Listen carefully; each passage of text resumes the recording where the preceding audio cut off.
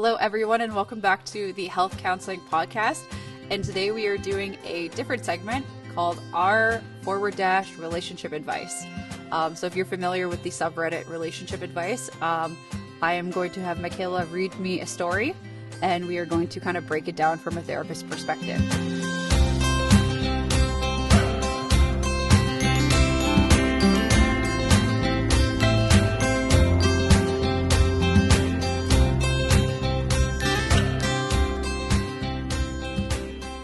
This content is not meant to be advice or even suggest best practices. And today we'll be discussing a relationship issue where a partner isn't happy with how her partner's responding. Alrighty, let's get into it. So my boyfriend, 35 male, and I, 31 female, have been together for 3 years, living together for 1. We've been friends since high school, so there's a long history between us. Over the weekend, we went camping with friends, and 2 things happened that really shook me. First, we were setting up a bug net together. He had been drinking and suddenly started taking it down. I assumed he was adjusting it, so I helped remove a part that was stuck. I saw him putting it in the bag, so I asked what he was doing. Then he snapped, "You took it down, so we're not using it." I was confused and said, "Wait, I thought you were taking it down." I was just helping. He got snippy, handed it to me, and said, "Whatever." So I quietly put it back up. Later, I was starting a fire to cook and casually asked a friend to grab me a stick to move some logs. Out of nowhere, my boyfriend jumps in and says, "I'm no idiot, but here," and then starts aggressively messing with the fire using an axe. He turned to me and said, "This is the hot part of the fire. This is the cooler part. You fucking got that?" I was stunned. "You fucking got that?" I just stood there silently. When my friend returned with the stick, my boyfriend started loudly saying that I talked to him like he's an idiot. At that point, I told my friend exactly what he said to me, with him standing right there. He tried to defend himself, and I told him to shut up, and he stormed off to take a nap in the car. Later, he came back to camp and ignored me completely, talked to everyone else, not a word to me until we got home the next day. We drove separately. Then he said, "Sorry, I lost my temper."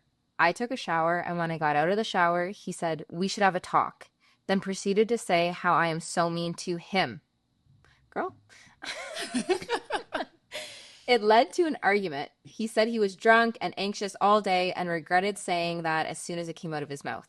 I brought up how this is a pattern. He lashes out, minimizes it, or tries gaslighting me into believing I behaved the way he did and not him, and apologizes vaguely. He said he'd stop drinking again and wants to fix things, but I don't know if I believe that anymore. He said it before. I feel humiliated, confused, and emotionally exhausted. I'm trying to do better at not just cutting everyone out of my life when things go wrong. Has anyone been in a relationship like this? Did it get better, or did you leave? So I'm going to start at the end and then kind of go backwards. So did it end and did you leave? I often find when people hear stories like this, they jump to leave him, divorce him, burn his stuff, put him in the past. And the reality is relationships are way more complicated than that. In couples therapy, it's not about ending it or staying, or it's figuring out, is this relationship going to work for you? So I know she had said something to the effect of, "I'm trying not to cut everyone out of my life." Mm-hmm. So it sounds like maybe she has some past experience or history with cutting people out quickly, kind of making rash decisions. And like probably from a good place. That's a defense that a lot of people have when they've been through trauma or distressing relationships before. And she also mentioned everything that he did is a pattern. So there's a difference between someone having an isolated incident of getting too rammy with something, getting frustrated, getting a little too under the influence, and it's a one-off where it's like, whoa, this is really out of character, this person had a bad day, versus now it's a pattern. So the biggest thing about patterns in relationship, if this was couples therapy, I'd say, does he see that pattern as a problem? Because if he doesn't see that pattern as a problem, there's a good chance that it's not going to change until he sees it as a problem and until he does something differently. So he got drunk, he got anxious, and then he got defensive. So that tells me there's a good chance that there's something he feels bad about. Is she often talking to like a little kid, or is there a sensitivity that he has when he gets negative feedback of any kind? It feels personal, it feels attacking, he gets defensive. because defensiveness is the one of the quickest ways to break down your relationship. So I'd kind of have follow-up questions about, is he seeing it as a problem? Is he going to do anything differently? If yes, okay, how do we work on that? What strategies, what tools and resources is he going to get? How does he own it? And then for her, if she decides to stay while that's happening, how do we support her to have patience and have grace?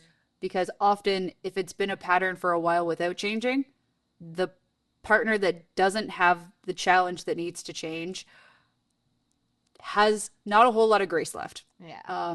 I've met a lot of clients that come in and their grace is gone by the time something needs to change and their partner realizes it's kind of gotten that bad, if you will. Yeah. That was going to be a question that I asked. So in this situation with, okay, he got a little too drunk and anxious, and maybe it's the way that she talked to him that triggered it. How do you like toe that middle ground between like excusing his behavior and like putting the blame, not necessarily putting the blame on her, but making sure she doesn't feel like, oh, now it's all my fault. Like if you were in couples there in a session with these two and saying like, if he was to say, well, she said this, and she goes, well, he reacted like that. Like, how do you navigate that? So the thing I really love to tell people is couples therapy and relationships in general are like a three-legged race. Okay. So I'm ready for this one. So in couples therapy and relationship, we always want to be working in the same direction at the same pace. Got it. So if we tied our legs together, Yeah. and you're trying to run ahead of me, I'm going to get dragged behind and vice versa. Or if you're trying to calmly move forward, but I'm digging my heels in, you're not going to get very far. Yeah.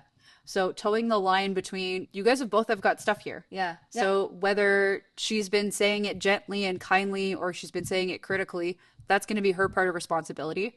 And then whether he's using alcohol to cope with the anxiety, whether the drinking is a problem across the board and he's got to kind of own the temper, he's got to own that temper, he's got to own that anxiety, and he's got to own the drinking. So it's kind of going to both people and saying, listen, you've both got a piece to this puzzle.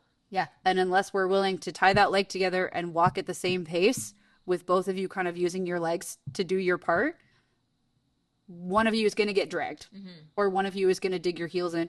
And then that's just not healthy relationship. We don't want anyone getting dragged or falling. Yeah, that's fair.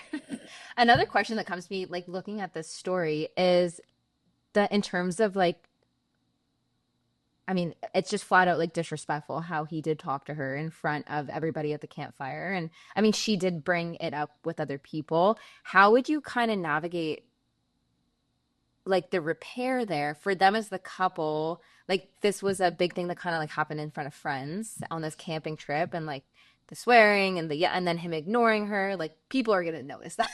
People are gonna notice that and pick up on that. Like, would you as a couple therapist suggest that they kind of offer a repair to their like friend circle, or do they just keep that behind closed doors between the two of them? I think it really depends on the person and then the relationship. So for him with his behavior, in my office, you're getting called out for that. Yeah. I will do it. I will do it gracefully. I will do it respectfully, and I do it ethically. But there would be a tough love moment of like, dude, what is your plan here? Like, if this is how you're treating your partner, this isn't going to go very far. Yeah. Like, I love telling people relationships are like jobs. Yeah. And if you show up and do terribly, you're going to get fired. Yeah. You're going to get fired from this relationship the same way you can get fired from your job. So there would be a little bit of tough love moment of like, man, whether or not you see it is not okay, that was absolutely not okay. Whether this is an ongoing pattern, whether this is a one-off, this is something that is a non-negotiable in healthy relationships. You don't get to treat your partner poorly and expect this relationship to last. Yeah. So then what goes next would be, is that person willing to go, okay, shoot, you're right, I'm going to own that and I'm going to work on it? Or are they going to get defensive with me? Because that's also absolutely happened. Or people then justify their action, and I just kind of double down and say like, this is not, it's not up for debate. It's not up for argument. Yeah. Berating your partner, yelling at them, getting drunk, and like swearing at them in front of their friends is just not okay. Whether or not you go to the friend group would kind of be, who are those people to you? Yeah. How private do you want to keep this like healing process? Some people for a repair do kind of expect that person to go kind of like AA, doing like the Making amends kind of amends. thing. Yeah. Yes, making amends to say like, hey man, I need my friends to know that you're not going to keep doing this. Yeah. For me to feel okay staying here, and like I need you to publicly own it. So that's kind of case by case. But yeah, that's We are 100% getting called out. That's not okay. Yeah. We're having a tough love moment on that one. So with their situation then with like his sensitivities and her triggers to just want to like run away and leave, what would you say is like the starting place for them in, let's say, if they did want to repair, if they did want to move forward, where would point zero be? Point zero would be first, we got to talk about what is a healthy relationship. So, with everything that kind of happened in that story, there's a potential that neither of them know what that looks like. Because it's unbelievably common that people just don't know what a healthy relationship looks like. Yeah. Relationship models come from the family you were raised in and the people you were raised around. So, if you grew up with separated parents, with ugly separation, or parents that didn't talk, or just any kind of unhealthy pattern, people just don't know what that looks like. Yeah. So they just kind of continue to repeat. So maybe that guy's parents were used alcohol as coping, anxious, hot temper, hot head. And this is just kind of how he knows to interact with people he's close with. Yeah. If someone steps on his toes in any way, he kind of flies off the handle. Like that might be something he's learned. So kind of starting with, okay, this is what a healthy relationship looks like. And then there are very clear defined warning signs for separation and or relationship breakdown. Okay. So those are criticism, defensiveness, contempt, and stonewalling. Okay. So contempt is making your partner feel less than. Yeah. Stonewalling is the silent treatment for the purpose of regulating. Yeah. So not calmly stonewalling, shutting down and giving your partner the silent treatment, because it's either I shut down and shut you out, or I'm going to knock some teeth potentially. And we don't want that. But stonewalling's want that. We do not want that. But stonewalling is also not great. So I always tell people, this is what healthy looks like. This is what unhealthy breakdown looks like. Yeah. What team do you want to be on here? Because with this three-legged race, you got to pick a team. Yeah.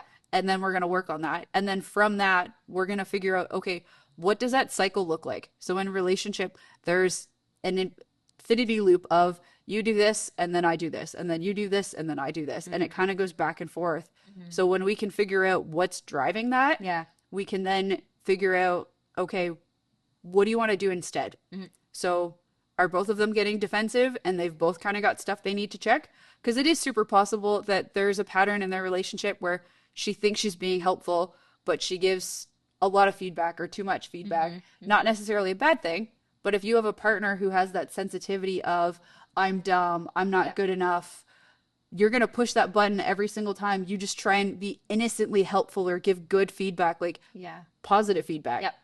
So figuring out like what is each person's intention and then what is the impact of that? Because when people can start to realize why they're doing what they're doing, and people think they know why they're doing what they're doing, they don't. I do this for a living, and sometimes I look back and I'm like, girl, what? So by helping people kind of slow down that pattern and figure out, okay, I do X, so then you do Y, and then this leads to this, and this leads to this. We can figure out which buttons you guys are pushing. Almost like Inside Out has like the dashboard of the feelings. You got to know your dashboard, people, in relationship, because your partner will push those buttons whether they know there is a button there or not. Oh my gosh, my husband pushes them and he knows that they're there. He was like, oh, that's going to piss you off. Also possible. So it sounds like understanding what a healthy relationship is, learning how to have healthy conflict, and then communicating each other's like needs within conflict and within relationship as a whole is kind of like their starting point here, which is not a starting point. That's a lot of work. It is a lot of work. And like the last question she kind of said, like, do I leave or do I go? Is this going to change? I think is the biggest answer, because even if she does it flawlessly, even if she does it perfectly, if he's going to dig his heels in and say, I'm going to keep drinking, I'm not dealing with my anxiety, I'm not dealing with my temper, everyone's got a breaking point to that. You can only chip away at people for so long, and some people last a lot longer than others. I've seen decades of marriage where people have been slowly chipping at someone with getting short-tempered and defensive and angry and not owning their shit.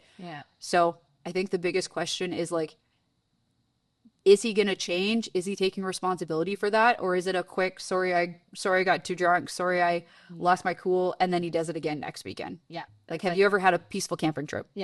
Right. It's like, you got to start to break that pattern and make that choice eventually. Yeah, absolutely.